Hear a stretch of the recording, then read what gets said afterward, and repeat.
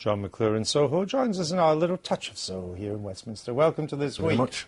Lay out your stall just for us again. Why are people from your hometown, indeed from the area of your hometown, turning their backs on Labour and voting BNP? I think they feel like the Labour Party's lost touch with its traditional kind of heartlands and core support, and the financial crisis has obviously caused a lot of unemployment, and so the British jobs for British workers kind of thing is gaining increasing, more and more ground. Because that was Gordon Brown's attempt. That was a Labour slogan. Well, this is the problem, is that both Brown and Cameron both pay kind of lip service to the British jobs for British workers kind of movement, so they're almost using the same rhetoric as the BNP. As the BNP. Which is... But it's not sticking for them, whereas it is for the BNP. There was a great article in The Independent this week where they were basically arguing that because Brown and Cameron both talk in this way, it almost legitimises the thing that like Nick Griffin Which was says. always the danger. Of course.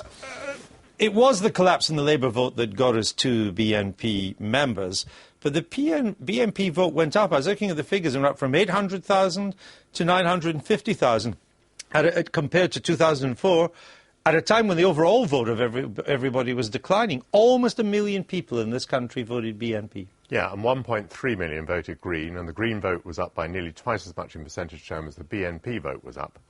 And what we're talking ourselves into is hysteria over the BNP. I mean, I don't think anything happened this week.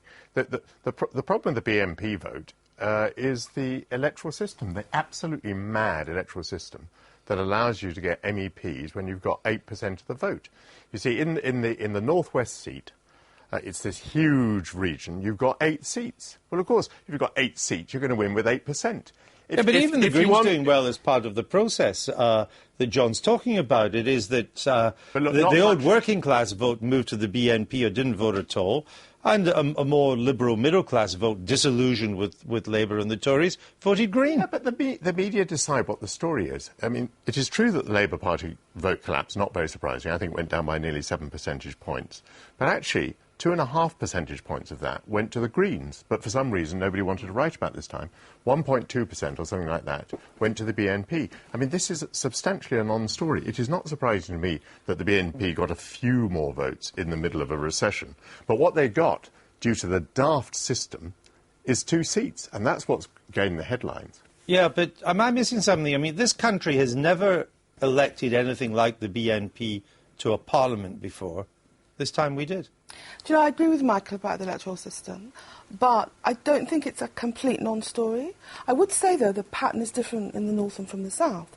Disaffected white working class people in Hackney do not vote BNP. And one of the quirks of fascist voters is, if you're in a genuinely multicultural community where people live next door to black people, go out with them and whatever, like in London, you're not frightened of black people. It's where you live in communities where the ethnic thing is relatively recent and you're frightened, that's when you go to the BNP. So in inner London, it isn't an issue. But broadly, I was just saying, I agree with your analysis of what's All right, happened. I want to bring John back in here. I mean, we've always had poor areas, and there's always been a Labour-inclined working class that every so often feels a Labour government has let it down. But in the past, it hasn't voted BNP. What's different this time is that all these people who would kind of, by nature, just vote Labour always, are turning their back on Labour. And like I said in the report, there's no way that they would ever vote Conservative. You know, there's people who would rather walk over hot coals than ever vote for the Conservatives, owing to the history. Yeah, it seems that they go to something much more right-wing. Well, of course, that's the thing. But for me as well, I think that the media needs to own a little bit of this as well, because, you know, Blair came to power on the back of saying he wanted a media monopolies bill, completely backed down, allowed... kind of, you know, the Daily Mail ran a headline last year saying Fagan's heirs about Romanian pickpockets in London. You know, the fear. One person got charged with possessing a stolen mobile phone, but the headline is there, and it's in the minds of these people all the time. But if you're going to talk about the media, we're at it right now. We've started this programme by talking about the BNP. There are many more interesting things that happened the other day. And I'm sorry to bore on about the electoral system, but to understand what's happened, you have to understand the electoral system. In the northeast of England, a lot of people voted BNP too. But for gerrymandering reasons, the northeast of England has 3 seats in its region. So to get elected in the northeast of England, you need about 20% of the vote.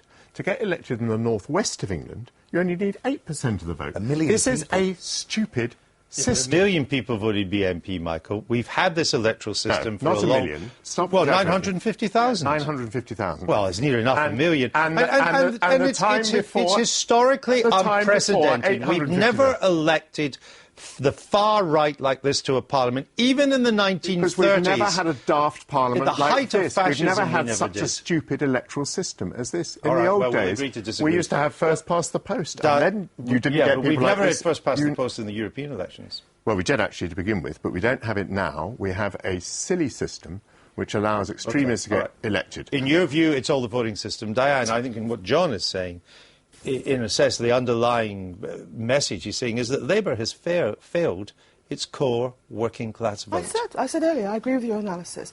The working class... You agree with that? I agree with the analysis. In your analysis, the working class feel that Labour Party used to talk for them and now talks at them. There's also a collapse of underlying social structures. The trade union movement, which I know you deplore, trade union, though, was a transmission belt which got working class people into politics and, educated hundreds of thousands of working class people about politics, meetings, resolutions, that politics was a participatory process. With the collapse of trade unions, that notion of participating in politics, that understanding of politics, has gone. Are a lot of these million that voted, is there a racist element to their vote?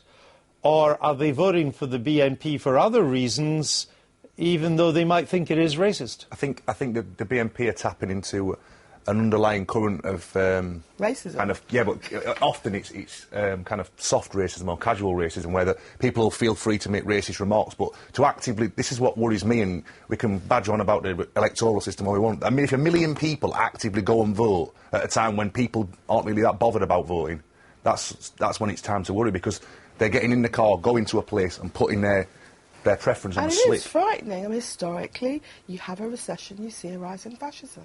You see, some people, Michael, have said, well, the media talked the BNP up, they gave them too much publicity.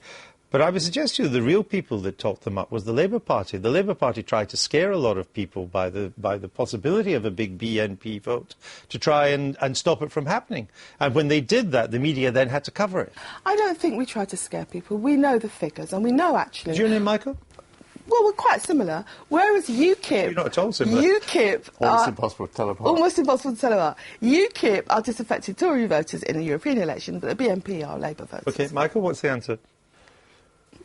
I felt despair all the way through the election campaign that the Labour Party and the media were talking up the BNP. Now, I don't know who was responsible for starting it, but I think it was a very bad, very silly thing to do. It was a story that was created, and right now we are doing it again. What can Labour do to reconnect? Very little. If I was in Labour right now, I would be looking across the floor at people like Vince Cable, who is clearly the best qualified man to lead this country, but yet no one dare admit it because he works for the Liberal Democrats. I'd be trying to reconnect with the Labour heartlands. I'd seriously consider a media monopolies bill, reform of the electoral politics. It's going to be really difficult for Labour. See, a lot of traditional Labour voters just feel that this government is... this may be wrong, but I'm saying what they feel.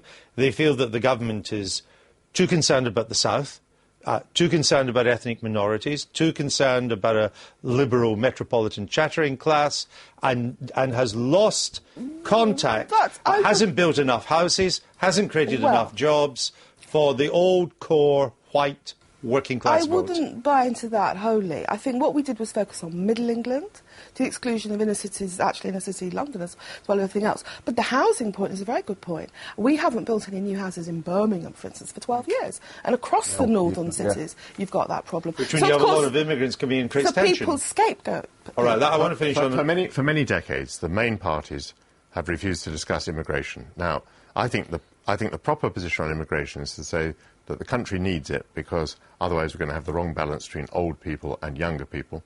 We therefore need a policy. In other words, we need to explain how many immigrants we're going to have, and then we need to implement the policy. But actually, we don't have any of that. We have immigrants coming in and the government getting the figures wrong and pretending the figures are different from what they are. And I think a lot of that does get people very, very cross. All right. I just want to finish off one just previous, a yes or no, really. The BNP getting 2 members to the European Parliament, is that a harbinger of things to come, or is it just a one-off? if we respond correctly, it will be a one-off. Michael? In terms of your point about never having elected people to a parliament before, the next parliament to be elected is the sensible one, which has a first-past-the-post system, and the BNP will be nowhere. So it's a one-off? No, they'll get more seats in 2014, when we next have the stupid Euro elections. Well, when we next have the stupid Euro... of course... See what I have to put up with every week. I mean, I'm feeling for you. Of course they can get 8%. John, I'll give you the last word. Is it a harbinger? Is it a trend developing here, or is it a one-off? It could be, but I think if the Labour Party resurrects itself, and if we have... I mean, I'm hopeful we have quite a combative counterculture. A lot of bands are becoming increasingly political, the enemy and stuff like that. And I think that if the Labour Party kind of sorts itself out and stuff, then it's not all doom and gloom, but it's certainly a kind of a warning signal. Jon McClure, thanks for being with us. Bless you. Pleasure to have you. Thank you.